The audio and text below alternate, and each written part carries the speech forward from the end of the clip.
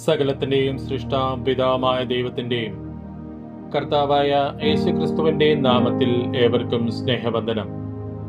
ഇന്ന് ഒക്ടോബർ 14.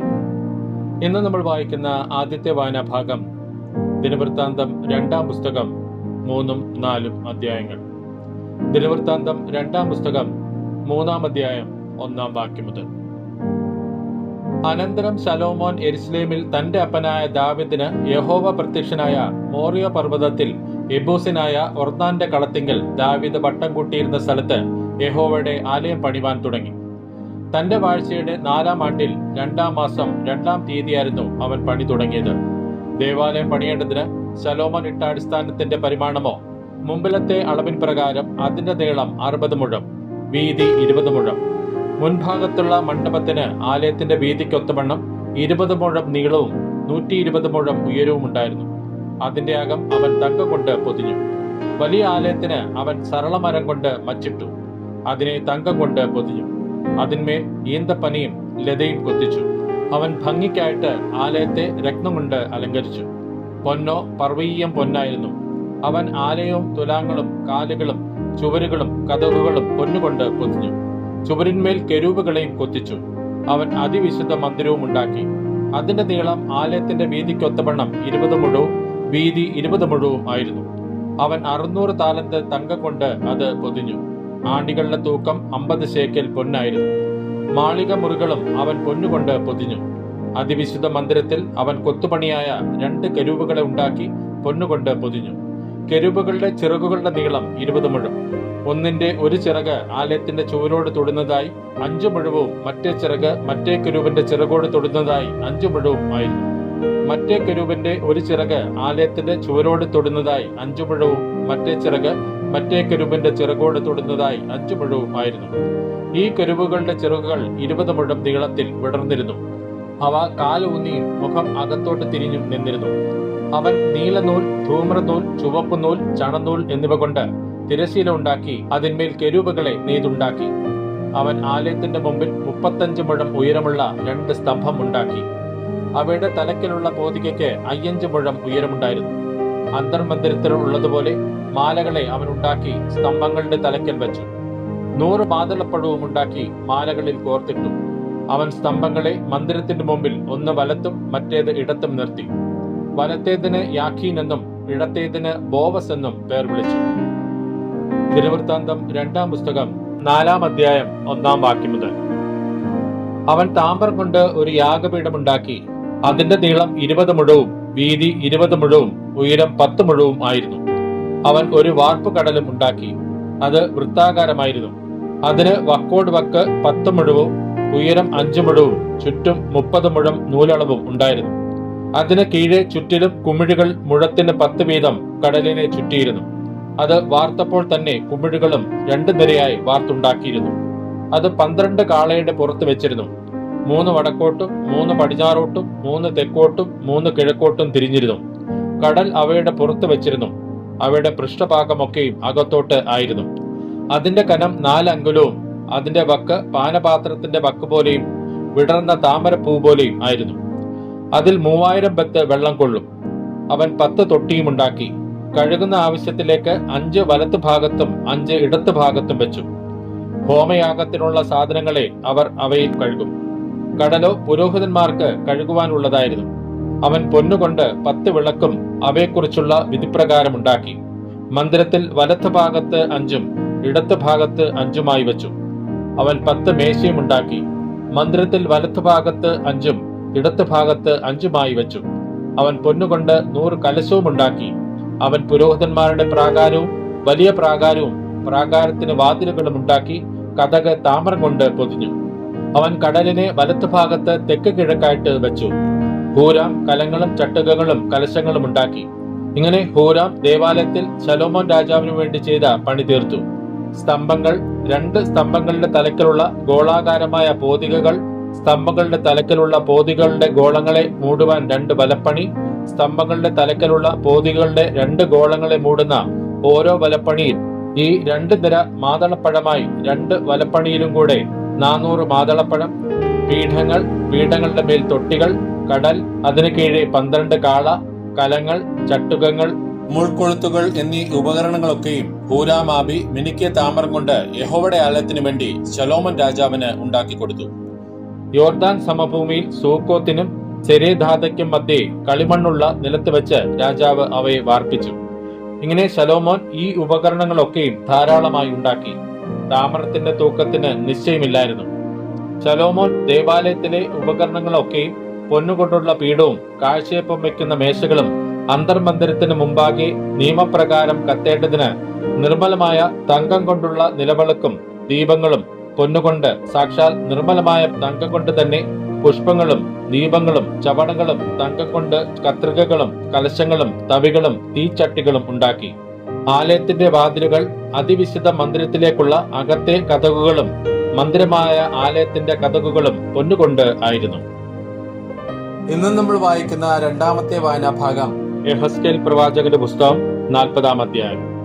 യെഹെസ്കേൽ പ്രവാചകന്റെ പുസ്തകം 40-ാം അധ്യായം 1-ാം വാക്യം മുതൽ. ഞങ്ങളുടെ പ്രവാസത്തിന്റെ 25-ാം ആണ്ടിന്റെ ആരംഭത്തിങ്കൽ 10-ാം തീയതി നഗരം പിടിക്കപ്പെട്ടതിന്റെ 14-ാം ആണ്ടിൽ അന്നേ തീയതി തന്നെ യഹോവയുടെ കൈ എന്റെ മേൽ വന്ന് എന്നെ അവിടേക്ക് കൊണ്ടുപോയി.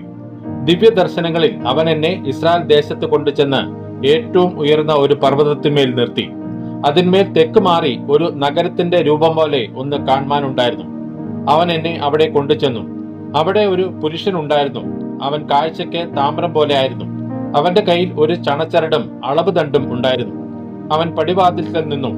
ആ പുരുഷൻ എന്നോട്, മനുഷ്യപുത്ര, നീ കണ്ണുകൊണ്ട് നോക്കി ചെവി കൊണ്ട് കേട്ട് ഞാൻ നിന്നെ കാണിപ്പാൻ പോകുന്ന എല്ലാറ്റിലും ശ്രദ്ധ വയ്ക്കാം. ഞാൻ അവ നിനക്ക് കാണിച്ചു തരുവാനായിട്ടാകുന്നു നിന്നെ ഇവിടെ കൊണ്ടുവന്നത്. നീ കാണുന്നതൊക്കെയും ഇസ്രായേൽ ഗൃഹത്തോട് അറിയിക്ക എന്ന് കൽപ്പിച്ചു. എന്നാൽ ആലയത്തിന് പുറമെ ചുറ്റും ഒരു മതിലുണ്ടായിരുന്നു. ആ പുരുഷന്റെ കയ്യിൽ 6 മുഴം നീളമുള്ള ഒരു അളവ് ദണ്ഡ് ഉണ്ടായിരുന്നു. മുഴമോ ഒരു മുഴവും 4 വിരലും അത്രേ. അവൻ മതിൽ അളന്നു. വീതി 1 ദണ്ഡ്, ഉയരം 1 ദണ്ഡ്. പിന്നെ അവൻ കിഴക്കോട്ട് ദർശനമുള്ള ഗോപുരത്തിങ്കൽ ചെന്ന് അതിന്റെ പതനങ്ങളിൽ കയറി ഗോപുരത്തിന്റെ ഉമ്മരപ്പടി അളന്നു. അതിന്റെ വീതി 1 ദണ്ഡ്, മറ്റേ ഉമ്മരപ്പടിയുടെ വീതിയും 1 ദണ്ഡ്. ഓരോ മാടത്തിനും 1 ദണ്ഡ് നീളവും 1 ദണ്ഡ് വീതിയും ഉണ്ടായിരുന്നു. മാടങ്ങൾ തമ്മിൽ 5 മുഴം അകന്നിരുന്നു. ഗോപുരത്തിന്റെ ഉമ്മരപ്പടി അകത്ത് ഗോപുരത്തിന്റെ പൂമുഖത്തിനരികെ 1 ദണ്ഡായിരുന്നു. അവൻ ഗോപുരത്തിന്റെ പൂമുഖം അകത്ത് വശം അളന്നു. 1 ദണ്ഡ്. അവൻ ഗോപുരത്തിന്റെ പൂമുഖം അളന്നു. അത് 8 മുഴവും അതിന്റെ കട്ടിളക്കാലുകൾ 2 മുഴവും ആയിരുന്നു. ഗോപുരത്തിന്റെ പൂമുഖം അകത്തോട്ടായിരുന്നു. കിഴക്കോട്ട് ദർശനമുള്ള ഗോപുരത്തിന്റെ മാടങ്ങൾ ഇപ്പുറത്ത് 3 അപ്പുറത്ത് 3 ആയിരുന്നു. 3-നും ഒരേ അളവും ഇപ്പുറത്തും അപ്പുറത്തുമുള്ള കട്ടിളക്കാലുകൾക്ക് ഒരേ അളവുമായിരുന്നു. അവൻ ഗോപുര പ്രവേശനത്തിന്റെ വീതി അളന്നു 10 മുഴം. ഗോപുരത്തിന്റെ നീളം അളന്നു 13 മുഴം. മാടങ്ങളുടെ മുമ്പിൽ ഇപ്പുറത്ത് 1 മുഴമുള്ളൊരു അതിരഴിയും അപ്പുറത്ത് 1 മുഴമുള്ളൊരു അതിരഴിയും ഉണ്ടായിരുന്നു. ഇപ്പുറത്തും അപ്പുറത്തും ഓരോ മാടവും 6 മുഴം ഉള്ളതായിരുന്നു. അവൻ ഒരു മാടത്തിന്റെ മേൽപ്പുര മുതൽ മറ്റേതിന്റെ മേൽപ്പുര വരെ അളന്നു. വാതിലോട് വാതിൽ 25 മുഴമായിരുന്നു. അവൻ പൂമുഖം അളന്നു 20 മുഴം. ഗോപുരത്തിന്റെ മാടങ്ങൾ ചുറ്റും പ്രാകാരത്തിലേക്ക് തുറന്നിരുന്നു. പ്രവേശന വാതിലിന്റെ മുൻഭാഗം തുടങ്ങി അകത്തെ വാതിൽക്കലെ പൂമുഖത്തിന്റെ മുൻഭാഗം വരെ 50 മുഴമായിരുന്നു. ഗോപുരത്തിനും പൂമുഖത്തിനും അകത്തേക്ക് ചുറ്റിലും മാടങ്ങളിലും ഇരുത്തൂണുകളിലും അഴിയുള്ള ജാലകങ്ങൾ ഉണ്ടായിരുന്നു. ആ ജാലകങ്ങൾ അകത്ത് ചുറ്റുമുണ്ടായിരുന്നു. ഓരോ ഇടത്തൂണിന്മേലും ഈന്തപ്പനകളും ഉണ്ടായിരുന്നു. പിന്നെ അവൻ എന്നെ പുറത്തെ പ്രാകാരത്തിലേക്ക് കൊണ്ടുചെന്നു. അവിടെ പ്രാകാരത്തിന് ചുറ്റും മണ്ഡപങ്ങളും ഓരോ കൽത്തളവും ഉണ്ടായിരുന്നു. കൽത്തളത്തിങ്കൽ 30 മണ്ഡപം ഉണ്ടായിരുന്നു. കൽത്തളം ഗോപുരങ്ങളുടെ നീളത്തിനൊത്തവണ്ണം ഗോപുരങ്ങളുടെ പാർശ്വത്തിൽ ആയിരുന്നു. അത് താഴത്തെ കൽത്തളം. പിന്നെ അവൻ താഴത്തെ ഗോപുരത്തിന്റെ മുൻഭാഗം മുതൽ അകത്തെ പ്രാകാരത്തിന്റെ പുറത്തെ മുൻഭാഗം വരെയുള്ള അകലം അളന്നു. കിഴക്കോട്ടും വടക്കോട്ടും 100 മുഴം വീതമായിരുന്നു. വടക്കോട്ട് ദർശനമുള്ള പുറത്തെ പ്രാകാര ഗോപുരത്തിന്റെ നീളവും വീതിയും അവൻ അളന്നു. അതിന്റെ മാടങ്ങൾ ഇപ്പുറത്ത് 3 അപ്പുറത്ത് 3 ആയിരുന്നു.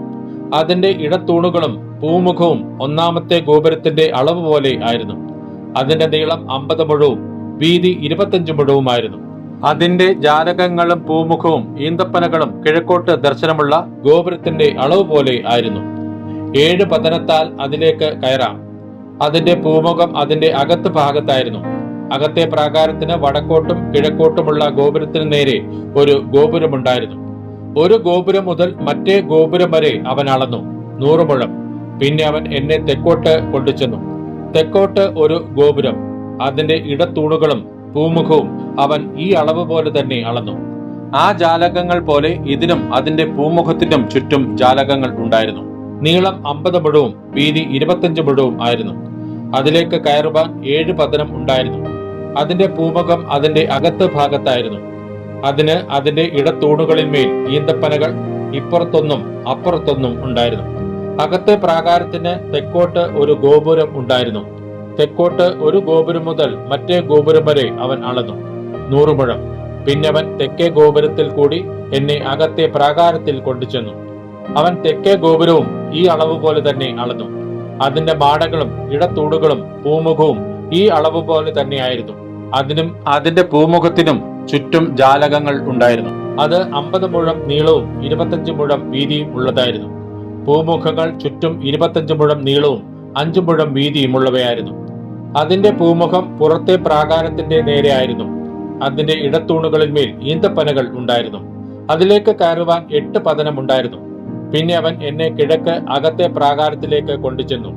അവൻ ഗോപുരത്തെ ഈ അളവ് പോലെ തന്നെ അളന്നു. അതിന്റെ മാടങ്ങളും ഇടത്തൂണുകളും പൂമുഖവും ഈ അളവ് പോലെ തന്നെയായിരുന്നു. അതിനും അതിന്റെ പൂമുഖത്തിനും ചുറ്റും ജാലകങ്ങൾ ഉണ്ടായിരുന്നു. അത് 50 മുഴം നീളവും 25 മുഴം വീതിയും ഉള്ളതായിരുന്നു.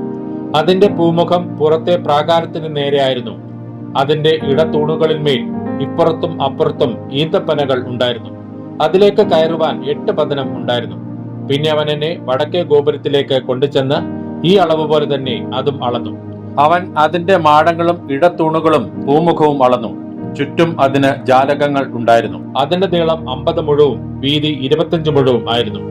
അതിന്റെ പൂമുഖം പുറത്തെ പ്രാകാരത്തിന് നേരെ ആയിരുന്നു. ഇടത്തൂണുകളിന്മേൽ ഇപ്പുറത്തും അപ്പുറത്തും ഈന്തപ്പനകൾ ഉണ്ടായിരുന്നു. അതിലേക്ക് കയറുവാൻ 8 പതനം ഉണ്ടായിരുന്നു. അവിടെ ഒരു അറയുണ്ടായിരുന്നു. അതിലേക്കുള്ള പ്രവേശനം ഗോപുരത്തിന്റെ പൂമുഖത്തിൽ കൂടിയായിരുന്നു. അവിടെ അവർ ഹോമയാഗം കഴുകും. ഗോപുരത്തിന്റെ പൂമുഖത്ത് ഇപ്പുറത്ത് 2 മേശയും അപ്പുറത്ത് 2 മേശയും ഉണ്ടായിരുന്നു. അവയുടെ മേൽ ഹോമയാഗവും പാപയാഗവും അകൃത്യയാഗവും അറക്കും.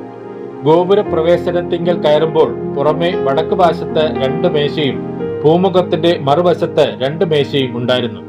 ഗോപുരത്തിന്റെ പാർശ്വഭാഗത്ത് ഇപ്പുറത്ത് 4 അപ്പുറത്ത് 4 ഇങ്ങനെ 8 മേശ ഉണ്ടായിരുന്നു. അവയുടെ മേൽ അവർ യാഗങ്ങളെ അറക്കും. ഹോമയാഗത്തിനുള്ള 4 മേശയും ചെത്തിയ കല്ലുകൊണ്ട് 1.5 മുഴം നീളവും 1.5 മുഴം വീതിയും 1 മുഴം ഉയരവുമായി ഉണ്ടാക്കിയിരുന്നു. അവയുടെ മേൽ അവർ ഹോമയാഗവും ഹനനയാഗവും അർപ്പാനുള്ള ആയുധങ്ങൾ വയ്ക്കും. അകത്ത് ചുറ്റിലും 4 വിരൽ നീളമുള്ള കൊളുത്തുകൾ തറച്ചിരുന്നു. എന്നാൽ മേശകളുടെ മേൽ നിവേദിത മാംസം വയ്ക്കും.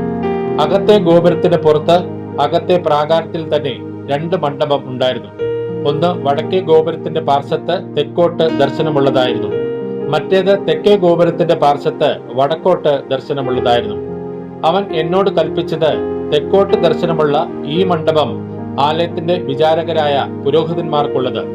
വടക്കോട്ട് ദർശനമുള്ള മണ്ഡപം യാഗപീഠത്തിന്റെ വിചാരകരായ പുരോഹിതന്മാർക്കുള്ളത്. ഇവർ യഹോവയ്ക്ക് ശുശ്രൂഷ ചെയ്യേണ്ടതിന് അടുത്തു ചെല്ലുന്ന ലേവ്യരിൽ സാദോക്കിന്റെ പുത്രന്മാരാകുന്നു.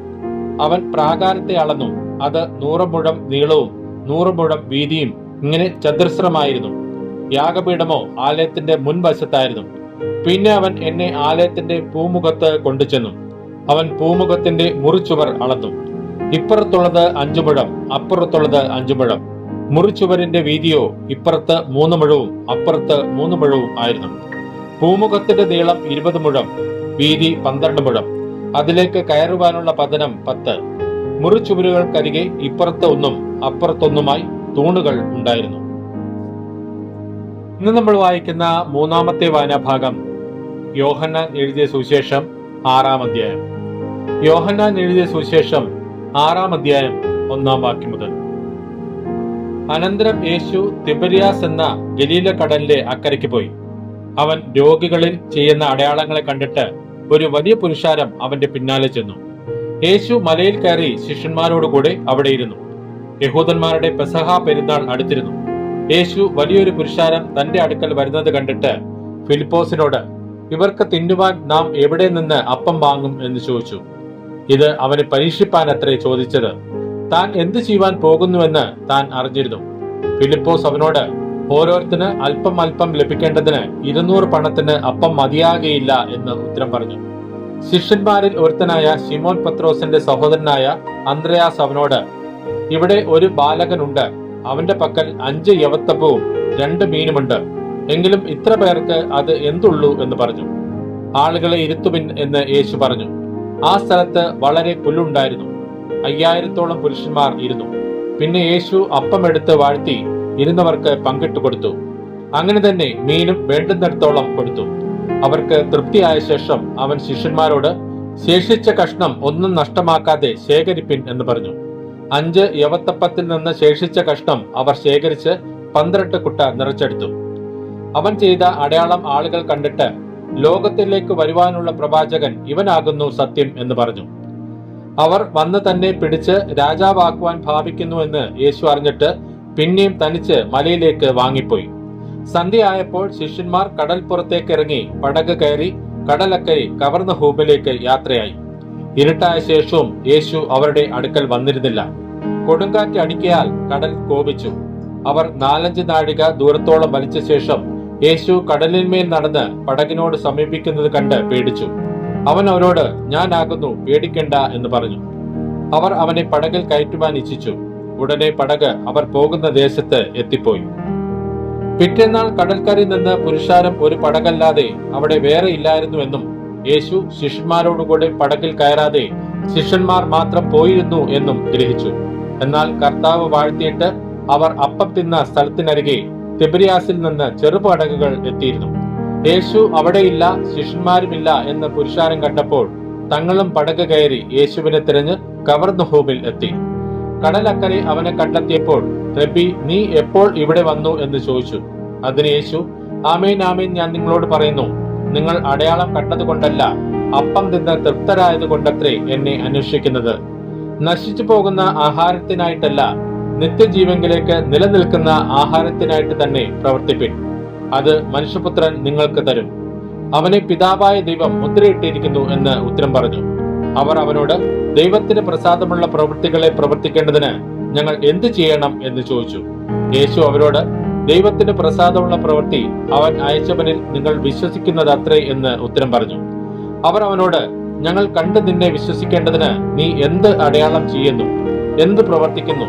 നമ്മുടെ പിതാക്കന്മാർ മരുഭൂമിയിൽ മന്ന തിന്നു, അവർക്ക് തിന്നുവാൻ സ്വർഗത്തിൽ നിന്ന് അപ്പം കൊടുത്തു എന്ന് എഴുതിയിരിക്കുന്നുവല്ലോ എന്ന് പറഞ്ഞു. യേശു അവരോട്, ആമേൻ ആമേൻ, ഞാൻ നിങ്ങളോട് പറയുന്നു, സ്വർഗത്തിൽ നിന്നുള്ള അപ്പം മോശയല്ല നിങ്ങൾക്ക് തന്നത്, എന്റെ പിതാവത്രേ സ്വർഗത്തിൽ നിന്നുള്ള സാക്ഷാൽ അപ്പം നിങ്ങൾക്ക് തരുന്നത്. ദൈവത്തിന്റെ അപ്പമോ സ്വർഗത്തിൽ നിന്ന് ഇറങ്ങി വന്ന് ലോകത്തിന് ജീവനെ കൊടുക്കുന്നത് ആകുന്നു എന്ന് പറഞ്ഞു. അവർ അവനോട്, കർത്താവേ, ഈ അപ്പം എപ്പോഴും ഞങ്ങൾക്ക് തരയണമേ എന്ന് പറഞ്ഞു. യേശു അവരോട് പറഞ്ഞത്, ഞാൻ ജീവന്റെ അപ്പമാകുന്നു. എന്റെ അടുക്കൽ വരുന്നവന് വിശക്കുകയില്ല, എന്നിൽ വിശ്വസിക്കുന്നവന് ഒരു നാളും ദാഹിക്കുകയുമില്ല. എന്നാൽ നിങ്ങൾ എന്നെ കണ്ടിട്ടും വിശ്വസിക്കുന്നില്ല എന്ന് ഞാൻ നിങ്ങളോട് പറഞ്ഞുവല്ലോ. പിതാവ് എനിക്ക് തരുന്നതൊക്കെയും എന്റെ അടുക്കൽ വരും. എന്റെ അടുക്കൽ വരുന്നവരെ ഞാൻ ഒരു നാളും തള്ളിക്കളയുകയില്ല. ഞാൻ എന്റെ ഇഷ്ടമല്ല, എന്നെ അയച്ചവന്റെ ഇഷ്ടമത്രേ ചെയ്യുവാൻ സ്വർഗത്തിൽ നിന്നിറങ്ങി വന്നിരിക്കുന്നത്. അവൻ എനിക്ക് തന്നതിൽ ഒന്നും ഞാൻ കളയാതെ എല്ലാം ഒടുക്കത്തെ നാളിൽ ഉയർത്തെഴുന്നേൽപ്പിക്കണം എന്നാകുന്നു എന്നെ അയച്ചവന്റെ ഇഷ്ടം.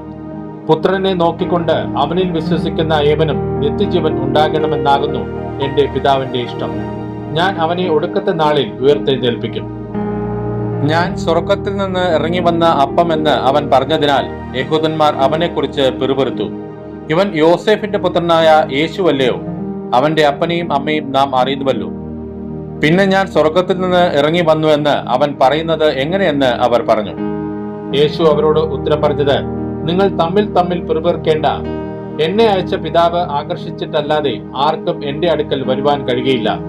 ഞാൻ ഒടുക്കത്തെ നാളിൽ അവനെ ഉയർത്തെഴുന്നേൽപ്പിക്കും. എല്ലാവരും ദൈവത്താൽ ഉപദേശിക്കപ്പെട്ടവർ ആകുമെന്ന് പ്രവാചക പുസ്തകങ്ങളിൽ എഴുതിയിരിക്കുന്നു. പിതാവിനോട് കേട്ട് പഠിച്ചവനെല്ലാം എന്റെ അടുക്കൽ വരും. പിതാവിനെ ആരെങ്കിലും കണ്ടിട്ടുണ്ട് എന്നല്ല, ദൈവത്തിന്റെ അടുക്കൽ നിന്ന് വന്നവൻ മാത്രമേ പിതാവിനെ കണ്ടിട്ടുള്ളൂ. ആമേൻ ആമേൻ, ഞാൻ നിങ്ങളോട് പറയുന്നു, വിശ്വസിക്കുന്നവന് നിത്യജീവനുണ്ട്.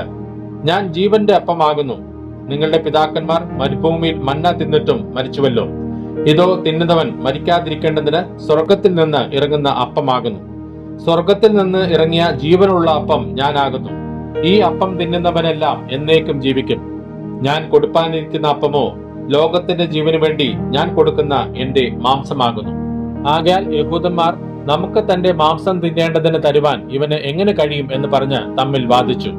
യേശു അവരോട് പറഞ്ഞത്, ആമേൻ ആമേൻ, ഞാൻ നിങ്ങളോട് പറയുന്നു, നിങ്ങൾ മനുഷ്യപുത്രന്റെ മാംസം തിന്നാതെയും അവന്റെ രക്തം കുടിക്കാതെയും ഇരുന്നാൽ നിങ്ങൾക്ക് ഉള്ളിൽ ജീവനില്ല.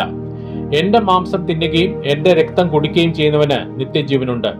ഞാൻ ഒടുക്കത്തെ നാളിൽ അവനെ ഉയർത്തെഴുന്നേൽപ്പിക്കും. എന്റെ മാംസം സാക്ഷാൽ ഭക്ഷണവും എന്റെ രക്തം സാക്ഷാൽ പാനീയവുമാകുന്നു. എന്റെ മാംസം തിന്നുകയും എന്റെ രക്തം കുടിക്കുകയും ചെയ്യുന്നവൻ എന്നിലും ഞാൻ അവനിലും വസിക്കുന്നു. ജീവനുള്ള പിതാവ് എന്നെ അയച്ചിട്ട് ഞാൻ പിതാവിൻ മൂലം ജീവിക്കുന്നത് പോലെ എന്നെ തിന്നുന്നവൻ എൻ മൂലം ജീവിക്കും. സ്വർഗത്തിൽ നിന്ന് ഇറങ്ങി വന്ന അപ്പം ഇതാകുന്നു. പിതാക്കന്മാർ തിന്നുകയും മരിക്കുകയും ചെയ്തതുപോലെയല്ല, ഈ അപ്പം തിന്നുന്നവൻ എന്നേക്കും ജീവിക്കും. അവൻ കവർന്നഹൂമിൽ ഉപദേശിക്കുമ്പോൾ പള്ളിയിൽ വെച്ച് ഇത് പറഞ്ഞു.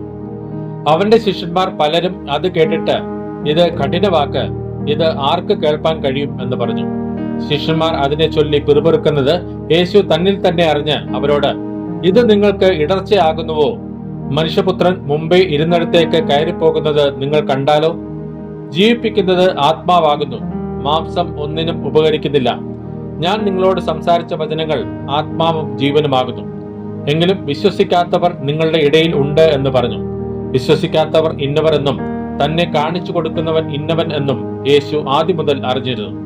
ഇത് ഹേതുവായിട്ടത്രേ ഞാൻ നിങ്ങളോട് പിതാവ് കൃപ നൽകിയിട്ടല്ലാതെ ആർക്കും എന്റെ അടുക്കൽ വരുവാൻ കഴിയുകയില്ല എന്ന് പറഞ്ഞത് എന്നും അവൻ പറഞ്ഞു.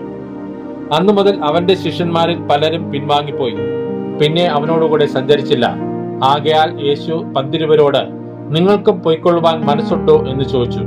ശിമോൻ പത്രോസ് അവനോട്, കർത്താവേ, ഞങ്ങൾ ആരുടെ അടുക്കൽ പോകും? നിത്യജീവന്റെ വചനങ്ങൾ നിന്റെ പക്കലുണ്ട്.